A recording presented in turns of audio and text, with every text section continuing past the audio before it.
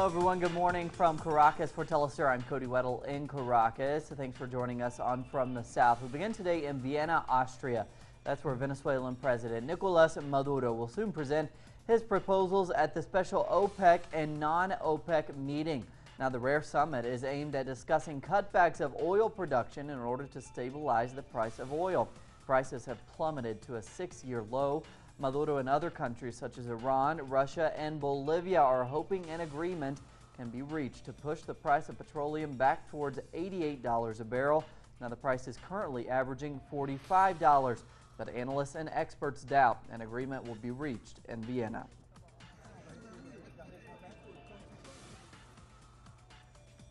We will see that the presidents and heads of states of the oil-producing countries agree that we regulate and export and control the market and the price of oil, parting from a new conjuncture that has arisen.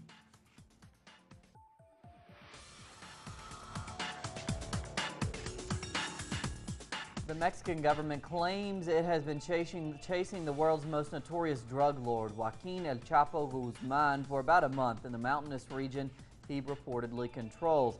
Now, they also claim he was injured as he escaped a recent attempt to capture him. Now, Guzman has escaped twice from a maximum security jail and evaded detention on many occasions. The Mexican Marines have left many farming communities there shaken in Sinaloa and Durango after shooting at innocent civilians, destroying vehicles, and causing hundreds to flee. Now, at least 8 people are missing following the operations there.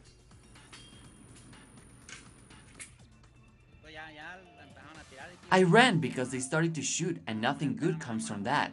I don't know anything more. I spent 2 days in the bushes because I didn't want to go home. And speaking of human rights violations and enforced disappearances, the Mexican government has finally agreed to allow for military personnel to be interrogated in connection with the Ayotzinapa case. But there is a catch. Investigators will only be able to question military staff in writing. Officials also agreed to work in cooperation with a group of independent experts to allow them to continue the investigation into the high-profile disappearance of 43 student teachers that took place last year. While the leftist presidential candidate Daniel Scioli vows to reject talks with vulture funds, the right-wing candidates say they will seek agreements with those debt holders. Our correspondent now, Laureano Ponce, explains. The legal battle between Argentina and the foreign debt holder creditors known as vulture funds is one of the main foreign policy topics amid the presidential campaign. The ruling Front for Victory argues that such vulture funds must agree to the terms of the debt restructuring process of 2005 and 2010, which were accepted by 93% of Argentina's creditors. The government and the Front for Victory's presidential candidate, Daniel Scioli, believe Argentina needs to stand for its interests. And this is not only their position, as they have shared it in the most important international bodies, such as the UN. On the other hand, the pro-party led by presidential hopeful Mauricio Macri has a clearly pro-business position. Its main economic advisor, Carlos Melconian, has anticipated that if Macri turns out to win the election, they would pay the vulture funds the $2 billion they demand without asking them to meet the terms of the debt restructuring process. If 93% of the creditors agreed to a reduction of the debt by the Argentinian state, why wouldn't the vulture funds? Why shouldn't they have any privilege?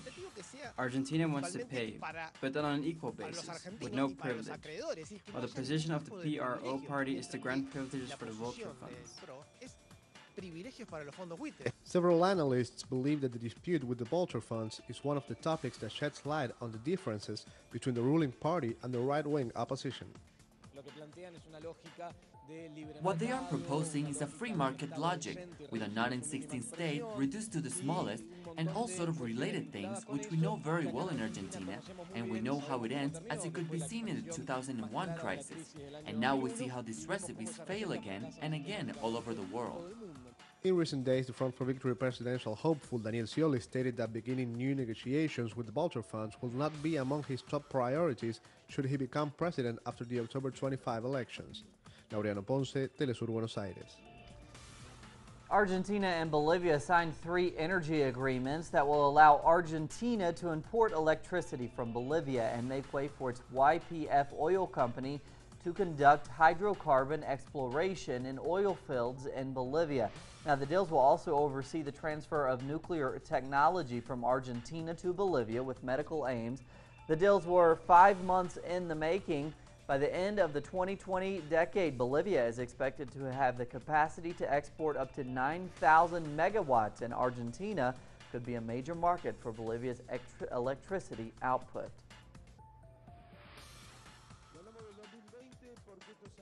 We're talking about 2020 because it's electricity agreements, Mr. President, which we are signing today on energy cooperation between Argentina and Bolivia, give us Argentines the security and the guarantee that we will have the energy needed to continue moving forward with the process of industrial development. And we go to Colombia now. After 30 years of despair and little hope to ever find their missing relatives, the government there in Colombia has identified the remains of 3 bodies. Our correspondent Natalia Margarita now with this story. It was 1985 when they came for the first time to the Institute of Legal Medicine, seeking information on the fate of their relatives who went missing during the Palace of Justice siege, one of the deadliest confrontations between Colombia's governments and guerrillas. Now they have gathered here once again after knowing that the remains of 3 of the disappeared have been identified. For 30 years, our loved ones were disappeared, and yet 30 years after, we still don't know the truth. The Colombian state owes us the truth on what they did to our relatives after they were taken alive from the headquarters of the Justice Palace. 11 people disappeared after being taken alive from the building by the military, who violently retook the Palace of Justice from its occupation by the M19 guerrillas. An army colonel has already been convicted for the disappearances, and in 2012, the Inter-American Human Rights Court convicted the Colombian state too. For us, this is a bitter and sweet situation. Sweet as finally we have found our relative, and at least we know the body remains are there. But bitter because there is still no truth and there is still no justice. But the bitterness also comes as out of the 3 bodies that have been identified, 2 were already buried as others victims who also died during the Justice Palace siege. Now, and after 30 years, those 2 families will have to start from the scratch and struggle for the truth on what happened to their loved ones, where their bodies are, and why they were confused. That's why we call upon the military that led the Palace of Justice siege operations to finally tell the truth. In the wake of the current peace process, they should hand over the disappeared. It's been enough time for them to finally allow the families to close that episode of sadness and sorrow. This new episode comes right after the FARC and the government have reached an agreement to find the estimated 45,000 people that have disappeared within Colombia's armed conflict, a deal that the families can just hope to become a reality. Natalia Margarita, teleSUR, Bogotá.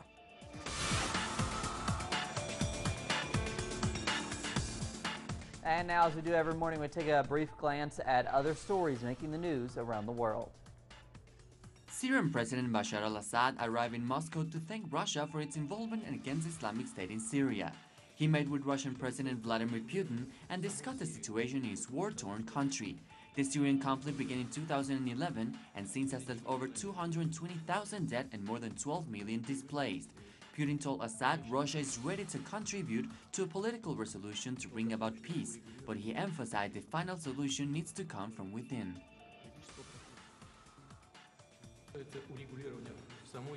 Ultimately, it is the Syrian people alone who must have the deciding voice here. Canadian Prime Minister-designate Justin Trudeau confirmed his country would end their combat participation in Syria and Iraq. He also said Canadian fighters' jets will be withdrawn from Afghanistan. Trudeau spoke with his U.S. colleague Barack Obama to notify him of his intentions. The Liberal Party swept Monday's election with 40% of the vote and 184 seats in Parliament. Canadians would also be expecting that Trudeau comes through with his pledge to legalize marijuana. About an hour ago, I spoke with President Obama, and we talked about Canada's continued engagement as a strong member of the coalition against ISIL, and I committed that we would continue to engage in a responsible way, that understands how important Canada has as a role to play in the fight against ISIL, but he understands the commitments I've made around ending the combat mission. Portugal's caretaker centre-right Prime Minister Pedro Passos and the head of opposition socialists made rival offers to form the next government. Socialist leader Antonio Caso said he is ready to form a government with the support of the communist and left bloc parties. The announcement further exacerbated the political statement after the October 4th inconclusive elections. Passos said he expects to be named Prime Minister. His centre-right bloc won most votes but fell short of a majority. The final decision is in President Cavaco Silva's hand.